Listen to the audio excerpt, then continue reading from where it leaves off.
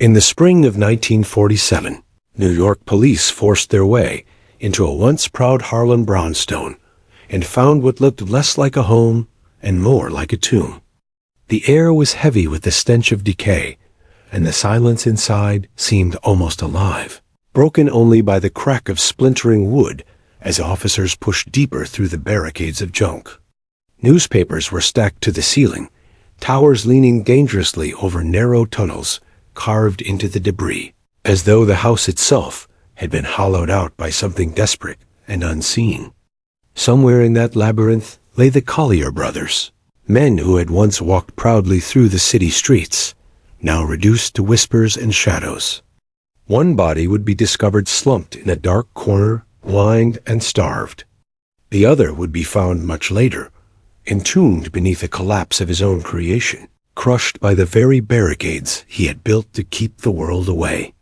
The city, stunned, asked the only question that made sense. How could two brilliant men, heirs to privilege and education, become prisoners of their own home? And as investigators picked through the ruins, as neighbors whispered about secrets hidden inside, the haunting question remained: were the Collyer brothers consumed by madness? Or were they building a fortress against something the world was never meant to see? At the dawn of the 20th century, New York City was alive with noise, color, and restless ambition. Carriages clattered over cobblestone streets, factories hissed with steam, and towering buildings began to reshape the skyline into something the world had never seen before. In this city of constant reinvention, the Collyer family carried a name that mattered.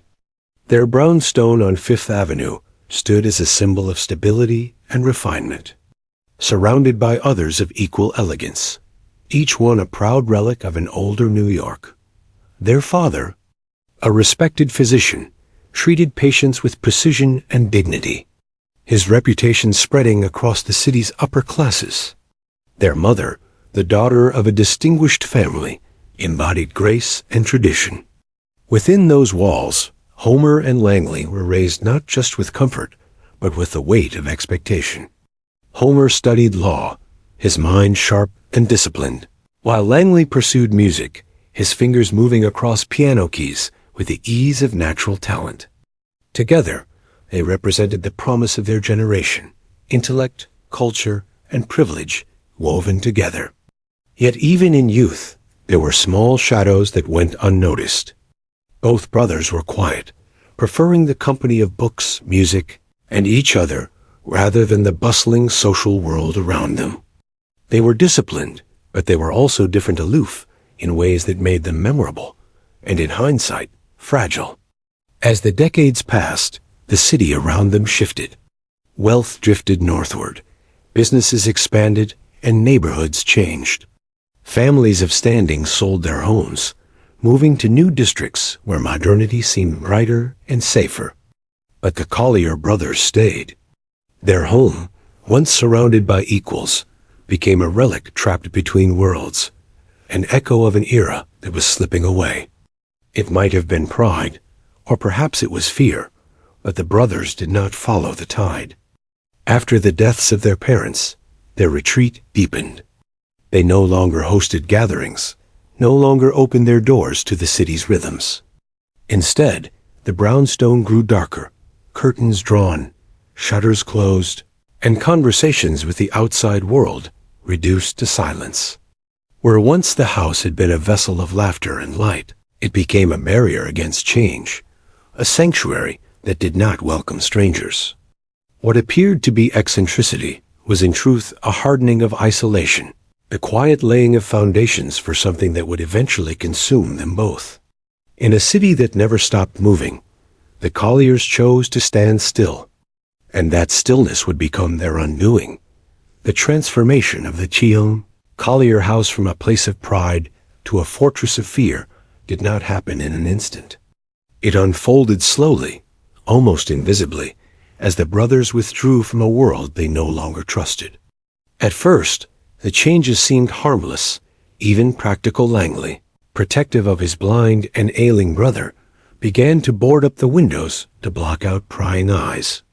Locks were reinforced, Doors bolted, and the flow of visitors, once welcomed into the brownstone's parlor, ceased entirely. Neighbors began to whisper when they saw Langley walking the streets at odd hours, pulling a small cart filled with discarded newspapers, broken machinery, and scraps of wood. He claimed these were for Homer's comfort, a way to prepare for any emergency. But soon the house became a cavern of clutter, each room slowly filling, each hallway shrinking beneath the weight of objects that no longer had use. Over time, the property itself seemed to turn against the neighborhood. Windows were layered with heavy curtains and nailed boards, shutting out both sunlight and curiosity. Doors were barricaded not only with locks, but with towers of boxes and stacks of papers that reached higher than a man's head. The silence inside became unsettling, broken only by the occasional sound of rusted piano keys when Langley played to soothe his brother. Children dared one another to approach the house, their courage faltering when they reached the steps and felt the eerie stillness that seemed to bleed from within. Adults, too, avoided the sidewalk, quickening their pace as if something unnatural waited behind the walls. Rumors began to circulate of hidden riches buried beneath the clutter, of strange contraptions built to keep thieves away, of the brothers' voices heard late at night, carrying through the quiet streets like whispers from a crypt. Even the delivery men grew uneasy, leaving groceries at the curb rather than daring to knock.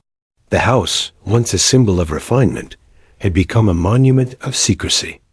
And as the years passed, the brothers grew more and more unseen, until they seemed less like men and more like phantoms tethered to their decaying fortress. Outsiders wondered what could drive men of intellect and privilege to live in shadows, but no answers came. Instead, the mystery deepened, and the silence of that house became louder than any explanation. Something inside had gone wrong, and the world was left to wonder if the brothers were keeping the world out, or if the house itself was keeping them in. When the police finally forced their way past the barricades of the Collyer mansion, what they discovered inside was not merely clutter, but a labyrinth. An engineered maze that seemed designed to confuse and repel anyone who dared to enter. Every step forward was an act of calculation, a negotiation with the piles that teetered like unstable monuments. Pathways had been carved through mountains of newspapers, their pages yellowed and brittle, stacked so high they leaned into arches that threatened to collapse at the slightest disturbance. Rusted bicycles, broken chairs, typewriters without keys, and pianos with shattered strings blocked the way, arranged not in disorder, but with a kind of twisted logic only Langley might have understood. Booby traps lay hidden in the chaos tripwires, strung across narrow tunnels, heavy bundles set to swing down if triggered, and stacks of debris deliberately balanced to fall upon anyone who dared to intrude. Investigators realized that these were not simply piles of junk, but walls, barriers designed to keep others from reaching Homer to Langley.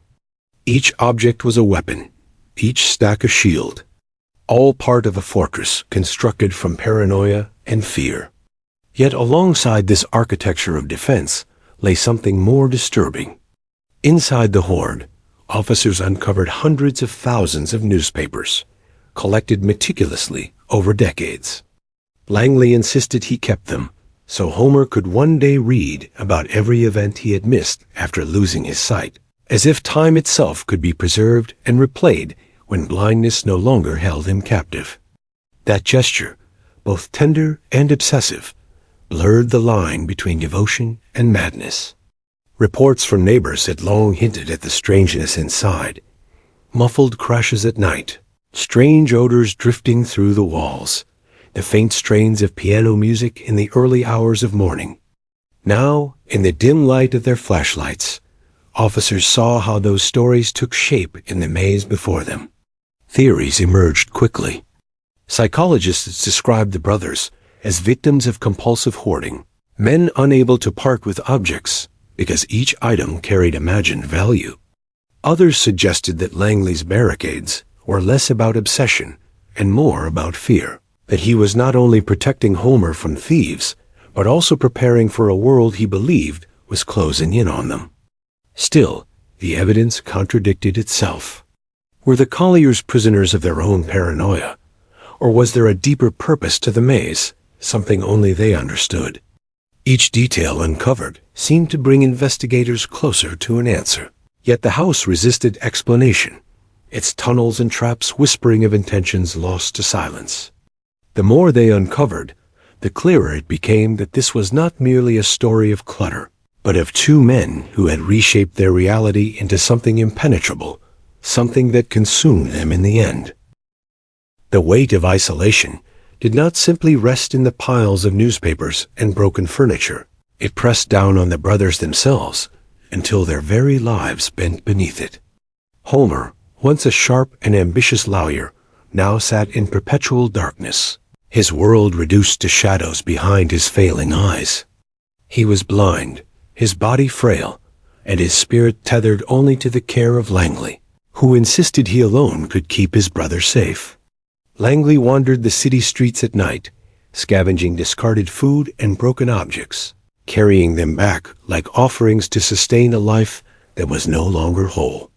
To outsiders, it appeared as madness, but to Langley, it was devotion, each cart of scraps a shield against hunger, each pile of objects another layer of protection against a world he believed had turned hostile. The house was silent, except for the rustle of rats moving through the clutter, and the occasional discordant notes when Langley sat at his piano, playing music to soothe the blindness that had overtaken his brother. Outside, the neighbors grew uneasy. Children whispered that ghosts lived in the mansion. Adults muttered that something unnatural was happening inside, and they crossed the street rather than pass too near the darkened windows. The community felt the presence of the house like a wound, a structure that no longer belonged to the living city, but to something forgotten and decaying. Yet the true tragedy was not in the fear the house inspired, but in the erosion of the men within it. Homer's blindness deepened his dependency, while Langley's mind coiled tighter with suspicion. He believed people wanted to rob them, to poison them, to take the last fragments of their dignity. That fear grew until it became a prison more powerful than any wall of stone. No friend could enter, no doctor was trusted, no hand was allowed to help. What began as grief after the loss of their parents hardened into a belief that the world outside could no longer be trusted. Behind the barricades, the brothers became shadows of who they had been, locked in a cycle of devotion and despair. Their possessions multiplied, their defenses grew higher, but their lives shrank to silence and hunger. The deeper they buried themselves inside their fortress, the more they seemed to vanish from the world. To the neighbors, they were legends, whispers of men swallowed by their own fears. To each other, they were the last link in a chain that could never be broken, even as it dragged them both toward ruin. It was not just the house that decayed in those years. It was the very fabric of two lives unraveling in slow, suffocating silence. When the barricades finally gave way in 1947, the reality inside the Collyer home proved even more grotesque than the rumors that had haunted Harlem for decades. Police, guided by complaints of a stench leaking from the brownstone, pushed into the maze of tunnels, their boots crunching over glass and paper, their shoulders brushing against walls of debris that leaned as if eager to collapse. They moved forward in suffocating darkness until they found Homer, lifeless, slumped in a worn armchair, his body thin and starved, his skin stretched like parchment over bone. He had been blind, alone, and waiting for a brother who would never return. The search for Langley took longer. Days passed as officers pulled apart the labyrinth piece by piece, uncovering typewriters, bicycles, rusted car parts, and an ocean of newspapers that seemed endless. Then, after weeks of excavation, Langley was discovered just feet away from Homer, crushed beneath the collapse of his own design, pinned by the very barricade he had constructed to shield them from outsiders. It was believed he had been crawling through a tunnel to bring food to his brother when a trap meant for intruders turned on him. Without Langley, Homer had been left to starve, still trusting that his brother would return. Official reports declared the deaths tragic accidents, the inevitable consequence of paranoia and hoarding, but the theories did not end there. Some insisted that Langley had not been a victim of accident, but of intention, that he had designed his death as part of a plan, choosing to vanish beneath the weight of his fortress rather than surrender to a world he despised. Others whispered that their paranoia had not been madness at all, but the natural conclusion of lives spent watching a city change until it no longer recognized them. And there were darker, more conspiratorial murmurs that perhaps they had been silenced, their deaths convenient to erase whatever secrets had been hidden within those mountains of paper and steel. In the end, no theory resolved the unease. The police cleared more than 100 tons of debris from the house, but what they could not remove was the stain of uncertainty. Were the Collyer brothers architects of their own ruin, victims of obsession too heavy to escape, or had they been consumed by forces far less visible, forces that lay not in objects, but in the human mind's refusal to let go? Theories piled upon one another, but answers remained buried, leaving behind only the chilling certainty that no investigation could close the door on their story. The Collyer mansion was eventually emptied, its contents hauled away in endless truckloads, until what remained was only the hollow frame of a house that had once symbolized wealth and dignity. The city ordered it demolished, and soon even the bricks were gone, replaced by a vacant lot that bore no trace of the labyrinth or the men who had lived and died within it. Yet erasing the structure did not erase the memory. The Collyer brothers lingered in the collective imagination, their names spoken with a mix of horror and pity, their home remembered not as a residence, but as a tomb built by human hands against human fears. Their story endures because it feels uncomfortably close to something we all recognize. Obsession, once thought of as eccentricity, reveals its power to rot not only walls and floors, but also the very soul.